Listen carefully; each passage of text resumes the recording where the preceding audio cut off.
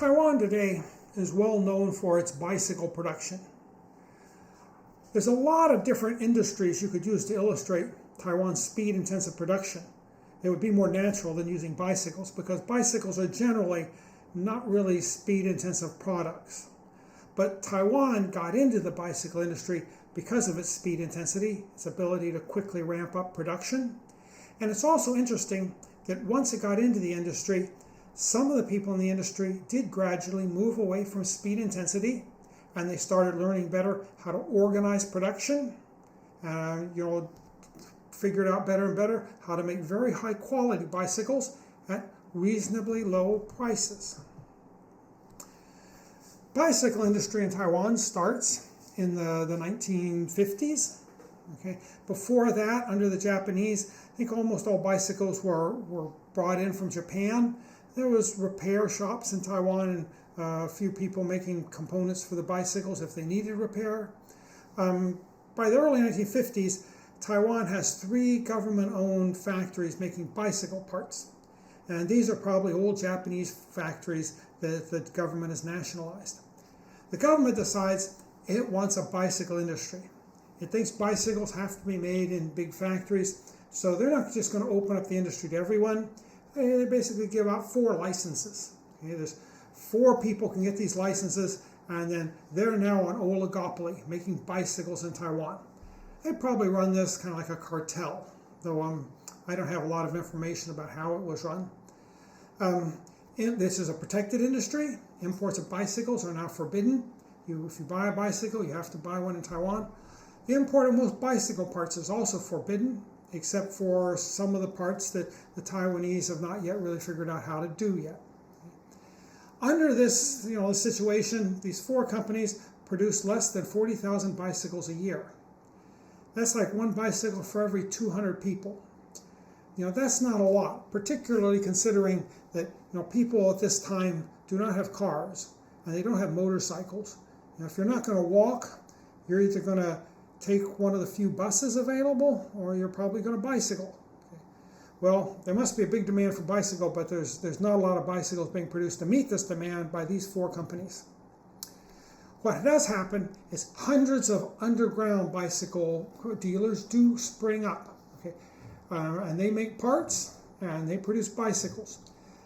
I think what's happening here is that these people are unlicensed, so they're not officially allowed to make bicycles, but they're probably advertised as bicycle repair shops. They manage to get bicycle parts, and they make some bicycle parts to repair bicycles. And then as they get enough parts, they can start putting the parts together themselves and making their own bicycles. Okay, so it's a kind of just a gradual evolution from bicycle repair shop to bicycle maker, because there's a lot of unmet demand out there. But by the 1960s, the licensed bicycle companies have all gone bankrupt. They're not around anymore. I'm not really sure exactly how they failed, but they fail, and this plan is not a success. Some people have suggested that maybe the protectionism and kind of the assistance given to these bicycle producers might have given some Taiwanese some experience making bicycles that later is going to be useful when the bicycle boom comes. So that maybe we should look at this program as kind of an infant industry program. I'm not really convinced of this, though. I think if they had opened up trades so Taiwan could import more bicycles, there would have been many more bicycles out there to repair. Maybe more people would have learned about bicycles. And when we get to the early 1970s, when the bicycle boom does occur, it occurs so fast and production is ramped up so fast that it seems like that it's pretty clear that most of the people in the bicycle boom could not have had any prior experience with bicycles. Okay. What happens in this boom? Okay. Well, Japan is sending bicycles to the United States at this time in the 1960s. Okay. They start giving Taiwan a little business in the late 1960s, but in the late 1960s, exports are still pretty much negligible. In the early 1970s, there's an energy crisis, and suddenly it just becomes very fashionable to ride bicycles. Everybody wants a bicycle. This leads to a big boom in U.S. demand. Now, U.S. producers and the Japanese producers that are exporting to the United States, they can't ramp up production fast enough.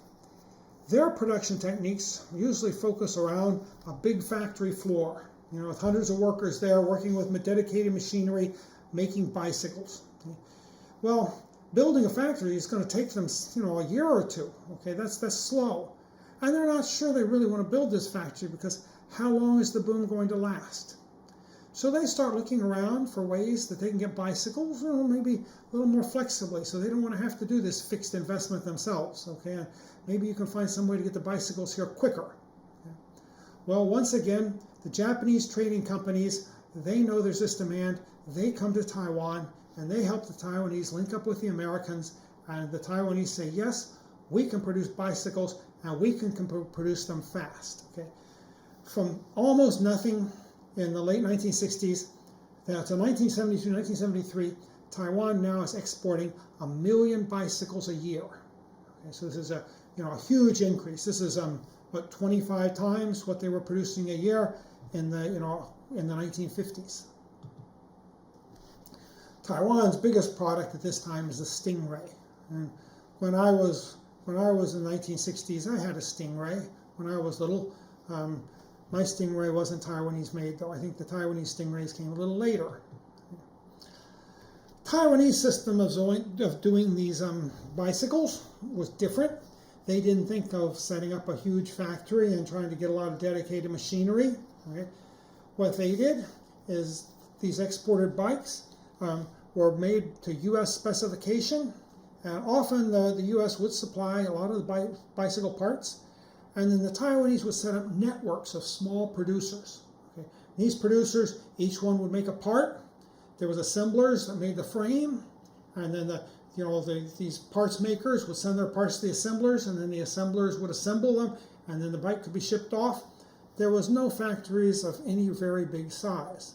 And the production was completely different than the production of domestic bicycles. Often what the Taiwan government does is they restrict the import of parts for domestic products. But if you're exporting, they know that they can't force people to use inferior parts for export goods. So usually for export products, they don't have these, they don't have these regulations. And so in Taiwan, Taiwanese domestic markets are still using some pretty bad bicycles, and they're being, produced in small number for the local market. The big money is in the export market, and they're using a lot of these much better imported bicycle parts. And they're also learning to make these bicycle parts right in Taiwan. So you get these networks making these bicycles for exports. Okay, the assemblers usually don't make the parts. If they make parts, they only make 1 or 2 of them. The part suppliers usually specialize in one particular part. Okay, you got somebody with a machine tool at home, and he says, "Yeah, I can turn out gears that look something like what you want. Just give me, I'll give you so many a week." Okay. Assemblers often work with about 60 different suppliers making these different parts for the bike. The assemblers don't really control the suppliers, though. The suppliers often work with about 20 different assemblers.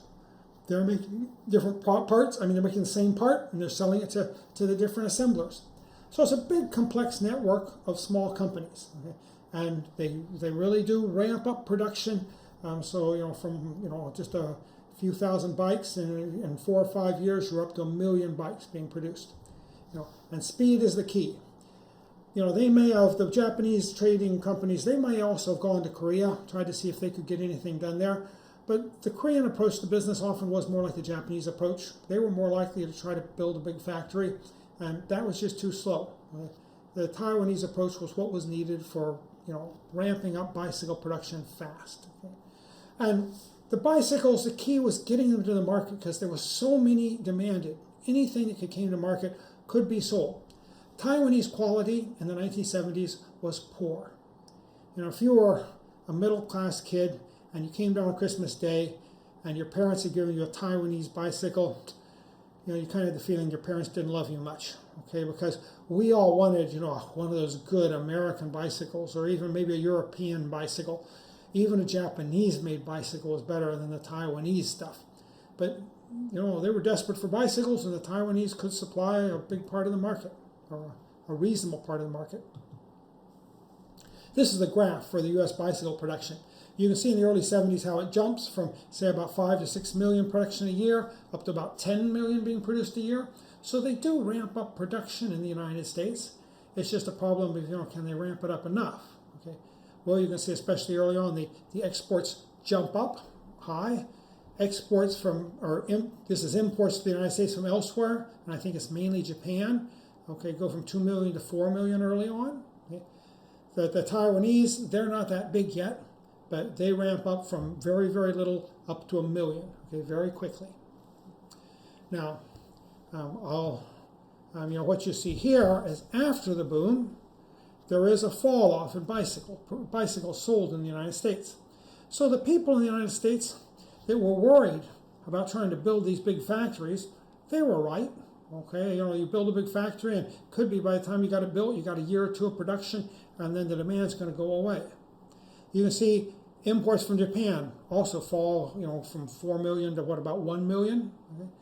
Taiwanese imports to the United States also fall. It looks like they're falling less in proportionate terms, though, maybe than the fall that the Japanese producers are experiencing. And you can see after 1975, there's a recovery in Taiwan bicycle production.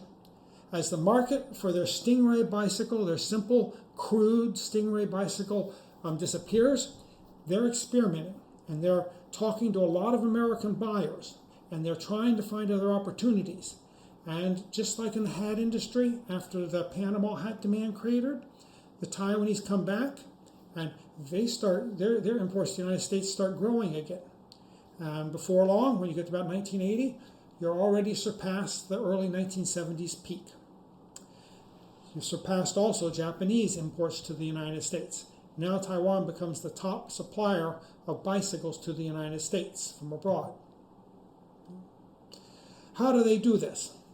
Well, one of the things that's very important in the late 1970s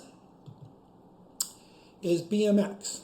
Okay, that's kind of, you see a lot of that nowadays. Okay, that really gets its start back in the 1970s and also in the early 1980s. A lot of people saw this as just a fad, and so the Japanese weren't willing to invest much in BMX bicycles. Okay, they said these are just kind of, this is just kind of a stunt. It's a niche market, but it doesn't really give you much transportation. Are serious people really going to want a BMX bicycle? The Taiwanese didn't worry about that. Okay, if you order it, we'll supply it. Okay, because they're flexible. If the market for BMX does, fall apart real quickly, that's okay. We'll just find something else. Okay? So the Taiwanese climb back up using BMX, and then in the experience they're using, they're gaining from doing these BMX production, and they're learning to make better and better quality bicycles. Gradually, some of their bicycle makers start moving into mountain bikes, and this becomes kind of a specialty of Taiwan. Again, it's kind of a niche product. Okay, and maybe early on, some of the big bicycle producers, they said, no, we'll just do regular bicycles. This little niche is not for us. But Taiwanese companies, they're willing to take any niche they can. And so they go into mountain biking, and this turns out to be very profitable for them. This is a graph of Taiwan's bike exports to the U.S. I think the most important thing here is the green line. That's the U.S. imports that are from Taiwan. You can see in 1968, the U.S. is getting almost none of its imports from Taiwan, maybe 1%, 2%. Okay. During the early 1970s, it goes up to about 20%. Okay. Then it falls back in 1974, but then it's growing again. And it grows all the way up into the early 1980s. Okay. So there's one year, 1983, it looks like almost 100% of the bicycles imported to the United States from abroad were coming from Taiwan. Okay. Now, by the late 1980s, there's a fallback, okay, and we'll talk about the reason for that in a second. Okay. The blue line, this is the percent of Taiwan exports going to the U.S. You can see this starts a little later. Early on, Taiwan gets its start exporting primarily to the U.S., almost 100% to the U.S. You can see then during the 1970s, they start diversifying. They find other niche markets they can move into. Okay. Mid-1980s, there's kind of a return to bicycles for the United States. Okay, but again, by the early 1990s, the U.S. market has kind of fallen somewhat in importance. The Taiwanese are spreading out. Okay, they're getting better at understanding the European market, many other markets. This other graph. Okay, U.S. bicycle production and import again. Okay, what you can see here is that the Taiwanese production comes back in the in the late 1970s and surpasses what had happened during the original bicycle boom. Okay. You can see that in the 1980s, that's when you really get the run up, okay, in bicycle production in Taiwan. Okay. And by about what is it, late 1980s, there's more bicycles being imported from Taiwan to the United States, imported from Taiwan to the United States, than is actually being produced in the U.S. itself. Okay. And again, you see it starts falling, okay, later on. Okay, what's happening here? This is offshoring. Okay, when it starts falling, the Taiwan bicycle companies are starting to find that labor costs are going up a lot in the United States. By this time, you are getting some big Taiwan bicycle companies, and they decide to offshore their production. Mainly, they're going abroad, and then they move into China, start making bicycles in China. The Chinese then start learning to make bicycles from the Taiwanese, and then you start getting competition. Okay. Nowadays, if you're riding a cheaper bicycle, there's a better chance that it's made in China, okay, not in Taiwan. If you're riding one of the expensive, top-notch bicycles, however, it's very likely you're riding a Taiwanese bicycle, and the best bicycles are still made here in Taiwan.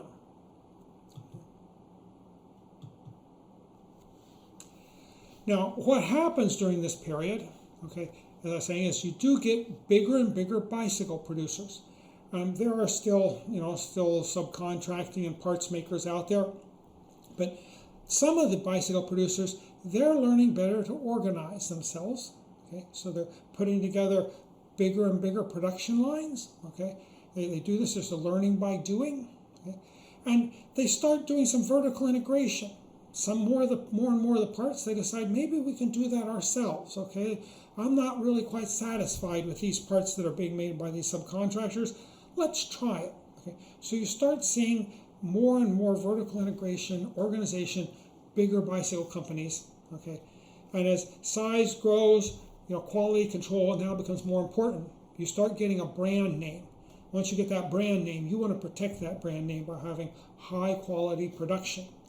The little producers in Taiwan early on, there were hundreds of these guys. They couldn't really keep a reputation. Okay, there's so many of them. If you lost your reputation because you made some bad bicycles, well, you just sell it to some other buyer next year. Okay. The most famous Taiwanese bicycle company is Giant. Okay. They were established kind of late. They're established in 1972, after the big original boom has already started. So maybe this helps them a little bit. They're right in the first scramble, trying to make the really low quality stuff really quick. They start with about 30 employees, a small company. By 1977, they've made a deal with Schwinn, okay, that they're going to make bicycles for Schwinn, which is America's biggest bicycle seller in the United States. Okay. By 1980s, they're making most of Schwinn's bicycles. Okay. So Schwinn is kind of doing the quality control for Giant. Giant has pretty tight quality control standards it has to meet. To do this, it has to take better and better control of its supply chain, and a lot of the supply, a lot of the parts they start doing themselves. Okay. They become Taiwan's largest bicycle company. But they want to do more than this. They decide they want to start selling their own brand of bicycles, and they do. They start developing their own brand. Okay. Well, Schwinn doesn't like that. Okay, this is something that if they're afraid that Giant will start making bicycles for them, and then make the same bicycle under their own name and undersell Schwinn. Okay, that's not a good thing. So Schwinn quits working with Giant. Okay, they start working in 1987 with Chinese firm, okay? And this doesn't really work out too well for Schwinn. Eventually, Schwinn goes bankrupt. Okay, and they're no longer. I don't know if they're around anymore. Or whether they've been resuscitated at all. But they're no longer producing bicycles in the United States. Okay. The Giant then goes on to higher and higher, heights. Okay, it's learned quality control from Schwinn. Okay, so that's what it kind of specializes in. It decides we're going to show the world that Taiwan can make very high standard bicycles. they're the first bicycle company to start making mass-produced carbon fiber bikes. Okay, so carbon fiber, that makes the bike lighter instead of using metal. That was something experimental. It was first done by other companies. Giant, though, jumps in and takes this into mass production. Then in the 1990s, they had this total compact road bike. Okay, and this sets new standards for what what a good quality bike really should be. So by the 1990s, Giant becomes kind of a leader in quality, and in the West and in Japan, just throughout the developed world, if you want a really good bicycle and you're rich enough to afford it, you go for a Giant. Okay. Now Giant gets into things like e-bikes. Okay, so it's electric bikes where you generate some electricity. Okay, and it helps to kind of smooth you over the tough places. Also, U-bikes. Okay, U-bikes are just tough, simple bikes that are rented. Okay, and they use a lot of U-bikes here now in Taiwan. Okay, that I think Giant produces. Giant has factories in Taiwan now, in China, in Europe. Okay, many places in the world. Okay, it has become maybe the best known bicycle producer in the world today. So what's happened? It's come out of the speed-intensive industry, but gradually it's learned to do things in a different way. They've gradually learned to organize and how to produce very high-quality bicycles at a very good price relative to quality, and not necessarily doing this in the speediest way possible, but doing it in the way that will attract the really the bike rider that really wants high quality. Now, the late 1980s is when Taiwanese costs, and that's when we see the offshoring. I think I've already talked about that. China becomes the big competitor in the 1990s, okay, but Taiwan is still, the world's highest quality manufacturer of bicycles. Okay. So, bicycles, this is how Taiwan got into this industry, and this is an example of getting into something with one comparative advantage, speed intensity, but gradually developing your other comparative advantages. Okay? And this is something that's going on today in Taiwan, though I think in Taiwan today, some industries are still being successful through speed intensity. It's becoming harder to do that in Taiwan. And now many industries are trying to switch more into better organization, better quality control, trying to learn to do things in that way.